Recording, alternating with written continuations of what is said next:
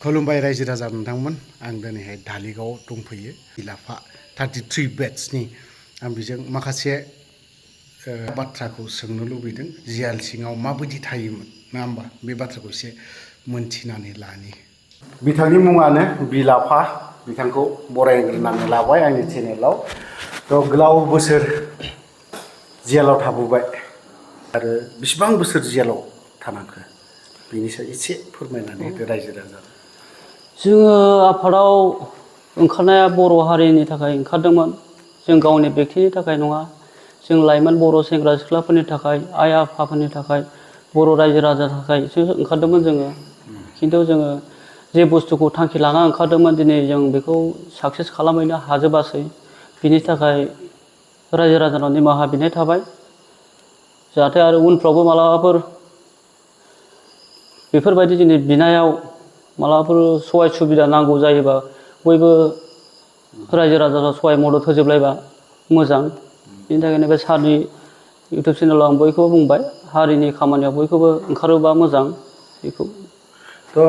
गोलाव बोसोर नोङो खमसे खम 10 बोसोरसो जेल सिङावनो थाबाय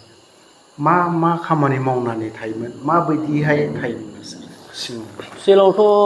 जोंनि माखासे गोबाङानो बहुद खस्थ'यै थायोमोन सोरबाया मालायनि पेन गस्ला सुबाय बायनानैबो सोलिनानै थादों साबुन बायनोबो गैया पेन गस्ला सुनो स्राबबो गैया बेफोरबायदि जादोंमोन जोंखौ थारमाने रावबो नायफैयाखैमोन बर'निफ्राय बर'नि आफाद बा बर'नि जिखुनु रायजो राजानिफ्रायबाबो एसे एनै सहाय फैथ'वाखैमोन आरो उनाव फैदों एसे एनै सिगां फैयाखैमोन आरो बे समाव बहुद खस्थ' सोलिनांदों आरो थारमाने बिदिनो माबा माबि खामानि मावनानैसो सोलिनांदों आरो साबुन थाबुन माबा माबि थाव बायनो गैया जादोंमोन जेबो गैया जादोंमोन बेबायदि आरो जेल सिङावहाय बिदिनो माबा माबि खामानि मावनाय माने माबायदि बायदिसिना खामानि मावनाय बेफोरबायदि सोरनिबा बहाथो जेल सिङावथ' बिराद गिदिर गिदिर माहाजोनफ्राबो जेल सिङाव बिसोरनि मा गस्लाफोर सुनानै ना मानानै थारमाने केलेंकारि खालामनानै फैनाय मानसि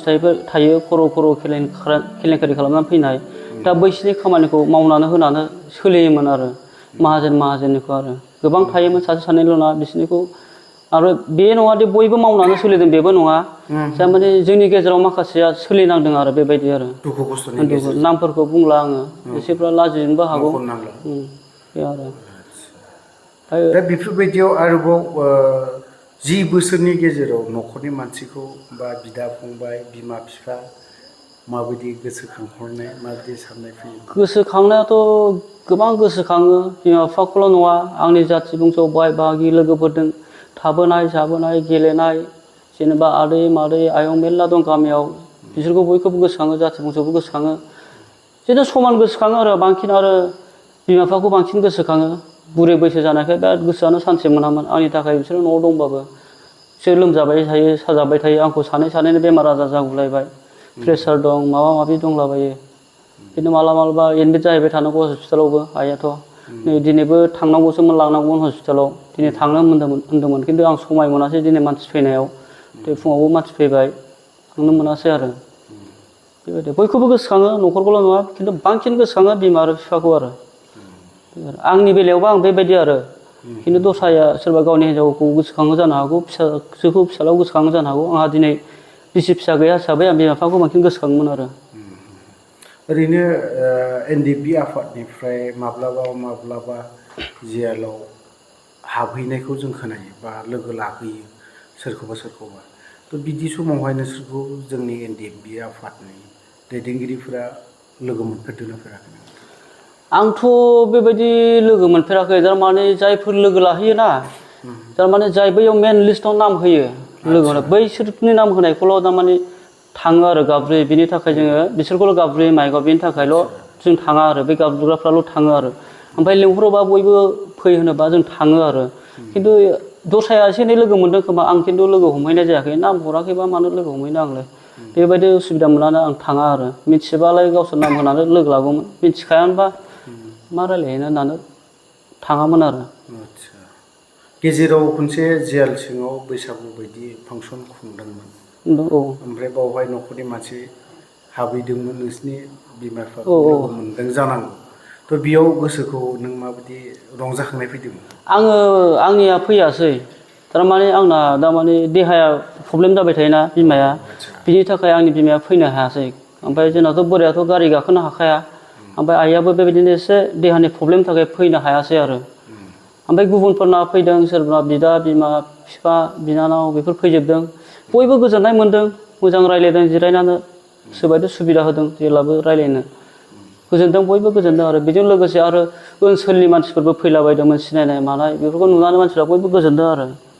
दा नोंसोरो जेलखौ मोननै जेल थानांदों बायदिखौ आं नुहुरदों दा सेन्ट्रेल जेलावथ' नोंसोरो थाबोबाय गोबां दुखु खस्थ'नि गेजेरजों बा बैयावहाय जेनेब्ला नोंसोर बर'फोरखौ बा जोंनि बर' हारिखौ जेसेबां जेल सिङाव थानायफोर बेफोरबायदिखौ माबायदि नोजोरजों नायोमोन बे जेलाव थाग्राफोरा थारमाने ओरैनोथ' बिसोर रायज्लायफ्लायो ओरैनो जोंखौ जेलाव गियो ओमफ्राय गियो आरो जोंनि केसा थारमाने एनआइएआव नालाय स्पेसियेल कर्ट बे जोंखौ कमप्लेन होजानो गियो आरो ओमफ्राय बेफोरबायदिबो दावराव दावसिना जों आन्दलन थान्दलनबो खालामखांबाय जेलाव बेयाव आइजि थाइजि फैनांगौ जादों आरो जेला लानानै ट्रेन्सफार लानानै खारनांगौ जादों आरो बेफोरखौनो गिनानै बिसोरो जों आवलायामोन आरो मालाबाबो रावबो गाज्रि रायलाया मोजां रायज्लायजोबनो खिन्थु सिङाव बिसोर सैया एक नम्बराव बुङोबा बुंथारबा गाज्रि जागोन नामा दा बुंसै बुंथिखागौ मानसिफ्रा रायजो राजाफ्रा बैसोरो थारमाने सैखाया आरो जेल अथ'रिटिफ्राबो सैखाया गावसिनि आफादनि दं बिसोर मालाय गोसो बायदि अफिसाव थांलाबायो हाबफैलाबायनो हायो साहा लोंहैलाबायनो हायो जोंखौ बै सुबिदाखौ होआ आरो बेल' नङा जोंनिफ्राय जेनेबा कनभेन्ट जानाय दं जेल जानाय बैसोरो थारमाने खैदि हिसाबै हाबनो मोनो आरो माखासे पार्सनेल एसे पावार थानाय बायदि जायो बिसोरो मावजोबो नालाय जेलनि खामानिखौ जोंनि बर'नि बेलानि आफादनिखौबा थारमाने हाबहोनो नागिरा एसे डिस्टार्ब खालामो आरो उसुबिदा खालामो ओमफ्राय जों आरो लासिं सिं जायो मानो होनोबा गेजेरावथ' जोंखौ बुंदों नोंसोर इसेबां पावारनि मानसि नङा नोंसोर बिदिबा जेलाव इसेबां गोबाव थानाङा बेबायदिबो होनदों सासे एसिस्टेन्ट जेलार बावाखै बियो 3 माससोल' 5 माससोल' जादों बे एसिस्टेन्ट जेलार एसे फाग्लि दंमोन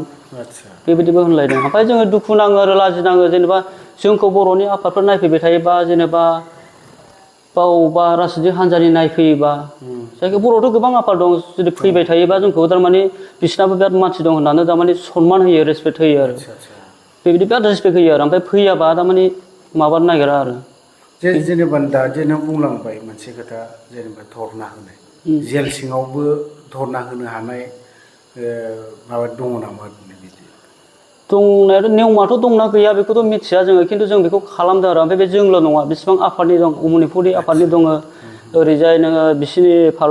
आलफानि दङ ओमफ्राय गुबुन गुबुन आफादनि दं ज' खालामनानै जोङो बे आन्दलनखौ खालामनाय जादों आरो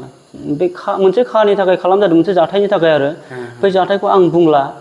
थारमाने एसेबां गोनांथि दं सानासै आं बेखौ बे जाथायखौ लानानै जोङो आन्दलन खालामदोंमोन आरो जाया लोङा माने थादोंमोन आरो ओमफ्राय बेहा सानबेसे थाखोमोन जाया लोङा नोंसोरो जाया लोङा थानायाथ' सानसे मोनासिम आइजोआ फैनांगौ जादों आइजोआ नामायबो नांदों आरो ओमफ्राय बेयाव आइजोआ थारमाने जोंजों सापर्ट खालामदों आरो थारमाने दायानो थारमाने जोंनिफ्राय नंखाया नालाय ओमफ्राय आइजोआथ' सासे अफिसार मालाय गिदिर लेभेलनि बेहा मालाय लेगेलखौ नायनानै जोंनि सापर्ट खालामदों आरो मा बुंदों बे आं बेखौ बुंला आरो जायखिया आइजोआ फैनानै मा बुंदोंमोन बेखौ आं बुंलायला जायखिया बे धरननि सापर्ट खालामदों आरो उकिल गगैखौबोथ' लोगो मोनदों उकिल गगैखौ लोगो मोनदों उकिल गगैयाबो आन्दलन खालामोमोन मालाबा मालाबा जेल सिङावनो बिराद हेभि धरना होलायथारदों जाया लोङाबो थादों ओरैनो बेयो नोंसोरनि सायाव माबायदि नोजोराव नायोमोन आरो मा रायलायनाया माबायदि रायलायो ओमफ्राय बे बिराद दुखु मोनो बेसोरा बुङो नोंसोरखौ नुबाथाय आं जोबोद दुखु मोनो होनना बुङो थारमाने आं जेलनि खोथाखौ बुंथ'ला सिगां दस्राखौ बुंगोनसै आं जों कर्टआव थांनायाव थारमाने बेबो कर्ट हाजिरा फैदोंमोन एनआइ केस दंमोन बेयाव बियो नुफैनानै बिराद दुखु नांबाय आरो नोंसोरखौ नुबाथाय आं मोदै गयो नोंसोर जाथि नांनानै बेबायदि थाबाय लिडारफ्रा मालाय न' बां गिदिर गिदिर लुजोब्बाय गारि मटर बायजोब्बाय नोंसोरा बेबायदि थानांबाय माबायदि नोंसिनि लिडारा नोंसोरखौ मानो बहनासै आं बिराद दुखु नाङो होनना बुंदों आरो बेबायदि बुङोमोन आरो ओमफ्राय गेजेराव फैसाबो होलांलायदों आरो फैसाबो होलांदों आरो ओमफ्राय दा नै जेल सिंनि खोथाखौ बुंनोसै जेल सिङावथ' फ्रि रायलायो गोदो थारमाने जोंनि आफादनि थाग्रा वार्डआवनो बे थायोमोन ओमफ्राय बियो फ्रि रायलायो केराम गेलेयो बेयाव खिन्थु वाकिं खालामो बेल' आरो केरामाबा बिराद गेलेयोमोन आरो बे आरो फ्रि रायलायो बेनि अनगायै गुबुन गुबुन आफाद मनिपुरिनि डिएसटिबो दंमोन डिमासावनि जुवेल गार्लसा ओमफ्राय बिसिनि सिएमबो दंमोन एक्स सिएम माबा मयथजाय बेबो दङमोन बिसोरो जों एखेलगे सापर्ट ज' थालायोमोन आरो मिलायनानै बिसोरनि सिङाव गोसो सिङाव मा दं बेखौ मिथिया खिन्थु मिलायनानै थायोमोन आरो जानाय मानाय बेफोर जानाया माबायदि जायोमोन? जानाया आलदा आलदा माने रुम आलदा नालाय मालाबा बिसोरनि रुम मानसि खमबा जोंनि मानसियाबो बेयाव हाबबाय बेयाव ज' जाबाय आरो जेनेबा बे रुमाव जेनेबा बिसोर साथामल' जोंनि साबासो हाबदेरबाय रुमखौ फिलाप खालामबाय आरो बेबायदिबो जायोमोन आरो बेबायदि आरो आलफाफोरनि लेखौलाय लिडार आलफाफ्राबोथ' फार्स्ट टाइमावथ' जोंजोंनो थादों नैनो लास्ट फिनिशिंआवबो आंनि रुमावनो दंमोन 8 जन 9 जनसो दंमोन लास्ट फैनोसै आवबो आरो आलफाफ्रा बेबायदि ज' थालायोमोन आरो दा जेनेबा गुवाहाटि सेन्ट्रेल जेलनिफ्राय नोंसोर क'क्राझाराव फैबाय क'क्राझार जेल आरो सेन्ट्रेल जेल बिनि डिफारेन्सा बा बिनि फारागथिया माबायदि मोनदोंमोन? बेथ' फारागा अनेक फाराग मथा मथि एकदम 80%आनो दामाने फाराग दं दामाने बेहाय जेलाबो बिराद फिसा ओमफ्राय बिराद गरम ओमफ्राय बिफां लाइफांबो बिदि गिदिर गिदिर गैया ओमफ्राय बेजों लोगोसे जाहैबाय एक नाम्बारा जाहैबाय जों संनानै जाहोआखै जोंखौ थारमाने जों बैयावथ' गोसो बायदि संनानै जानो मोनोमोन गेस दंजोबखायोमोन जोंना ओमफ्राय जोंनो बेयाव संनानै जाहोआखै ओमफ्राय बिदिनो जों दावराव खालामबाय एसे गेजेराव संनाया थिग जायासै मा जायासै होननानै ओमफ्राय बे डिएसपि फैलायलायदों आरो संनायखौ नायफैलायदों आरो ओमफ्य बिनि उनाव जों फैनायनि उनाव जानाया मोजां जादों आरो बेहाय जेलाव जोंखौ बयबो बुंदों नोंसोर फैनानैसो जानाया मोजां जाबायलै होननानै जोंखौ बुंदों क'क्राझार जेलाव जोंखौ बिदि बुंदों आरो थारमाने बिराद उसुबिदा फिसाद्रायथार बिरादनो थारमाने गुवाहाटियावथ' नों बिराद बेरायलाबायनो हायो बेहाय गैया आरो बेरायनाय सिस्टेम मानो गैया ओरैनो भलि गेलेग्रा फिसा दं आरो बेयाव गेलेसाबलाबायो जोंनि मानसियाबो गेलेयो खैदिफ्राबो गेलेयो आरो बेबायदि ओमफ्राय टाइम पासनि बुस्थुथ' बेबायदि गैया केराम गंसेल' दङ क'क्राझाराव केराम गंसेल' दङ आं नुनायावथ' बाखि बेबायदि चिज लुदुथ' बायनानैबो होआ सोरबा सोरबा न'निफ्राय बायनानै होलाङो बिसोर गेलेलाबायनाय नुयो आं रुमाव ओरैनोथ' बेफोरबायदि होआ आरो बेबायदि आरो गोदानै आरो मा देग्लाय बोसोरनि गेजेरावनो माबा गोदान माबा मोनसे सिन्था खालामदों? सिन्था खालामनो माने हिन्जाव लानायनि खोथा बेखौ बेसेबां माला मिलायनाय मोनो लानायाथ' लानांखागौ जाहैबाय सासे सुबुं हिसाबै बिमा बिफाबो हास्थायगासिनो दं जाथि बंस'आबो हास्थायगासिनो दं दाख्लै फैजेननायावनो गामिनाबो हाबा मोनजासिगोन होननानै दावराव खालामदों आरो बेखौ नायनोसै आंनि केपासिटिखौ नायनानै लानोसै आं माला मिलायनाय मोनो मिलायनाय मोनबा थाब लानोसै केपासिटिखौ नायनानै बिदिब्ला बिराद गोजोनथाव रादाब होननांगोन बेखौ देग्लाय बोसोराव जुदि खाफालफोरा गेवोब्ला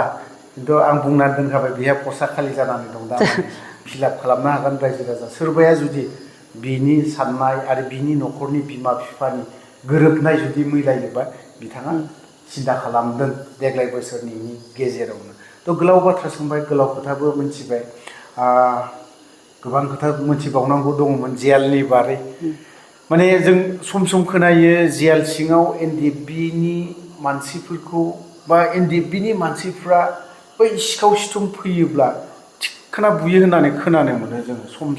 जों औ थारमाने बैसोर सिखावफ्राथ' मिथिखायो नोंसोर द्राग्स थुग्रा गोजासो द्राग्स थुग्राफ्राथ' दुनियानि असेबो सिखाव जाजोबखा बिसोर बुजानाय खामानिखौनो मावखायो आरो जों बुखायो बे सैथो बाथ्रा बुजाबाबो बिसोर जोंनि खिथुखौ नागारा बे थारमाने बिसोरो जोंखौनो मोजां मोनखायो सिखावबाबो बिसोर जोंखौ लिगेल मानसि सैथो मानसि होननानै बिसोरो मिथिथारोलाय सिखावबाबो बेखायनो नागारा बिसोर बुजाबाबो बिदिखौ आरो एकदम सिखावफ्रा नागारा आच्छा जेलाव हाबहैयोब्ला जों गोबां मानसियानो जों बुंलायसोगारो जाय मानसिया दिनै जेलाव हाबो बियो सिखाव मावनानैसो हाबहैदों नंगौना नङा बा माबा मोनसे गिदिर दाय मावनानै इन्डियाननि आयेननि बादगा खामानि मावनानैसो बिसोरो जेलाव हाबनानै बिसोर मोजां मानसि नङा होननानै सावरायसोगारो मा फोरमायगोन बे गोरोन्थिसो बे दिनै आं सिम्पलि जोंनि खोथाखौ बुंसै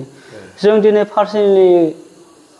दामाने सिखाव मावनानै बा माबा मावनानै हाबनाय नङा जों बर' हारिनि माबा मोनसे बिनायावसो जोङो दिनै हाबदों होनबा जोंखौ सिखाव बुंबा जानाय नङा दायनिगिरि होनबा बुंनाय जानाय नङा आरो जोंल' नङा जों जेलाव नुबाय माखासे दाय गैयाबो फासायनानै हाबनाय मानाय गोबां दं सासे सानै नङा 10 बोसोराव जों साननो हाया बेबायदि केस हाबदों आरो जेलाव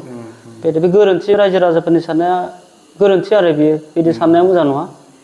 मोजां मानसियाबो हाबो मोनसे खोथायाखौ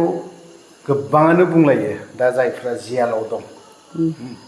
दा बिसोरखौ जों बर' रायजोनि गेजेराव रायजो राजायाथ' गोबां रायजो राजायाथ' 100 जननि गेजेराव सासे सानैया दा जेरैबायदि नोंसोर बायदिया दिनै 10 बोसोर गाहाम जेल जाहैनाय दा हमनानै ला रन्जन दैमारि दा रिफिखां गयारि जर्ज बर' दा जेसेबां गिदिर गिदिर खामानि मावनानै बेफोरबायदि जेलाव हाबनानै थानांनाय सोरखौबा सोरबाथ' रजनिमेखौ फासि होनांगौ होननानै बुङो थ' दिनैहाय नोंसोर थारैनो बे गोसो जाना मावनाय ना मा बेखौ आं एसे मोनथिनो लुबैदों बेथ' रावबो बेबायदि गोसो जानानै मावा आरो आफादावबो बेबायदि नेम दंखायो थारमाने हारसिं जेबो खामानि मावनो हाया बेबायदि हारसिं मावनो हालायनायबालाय सोरबा सोरबा सिलाय लायो मालाय अबावबा दाखाथि थाखाथि खालामनाबो मावगौमोन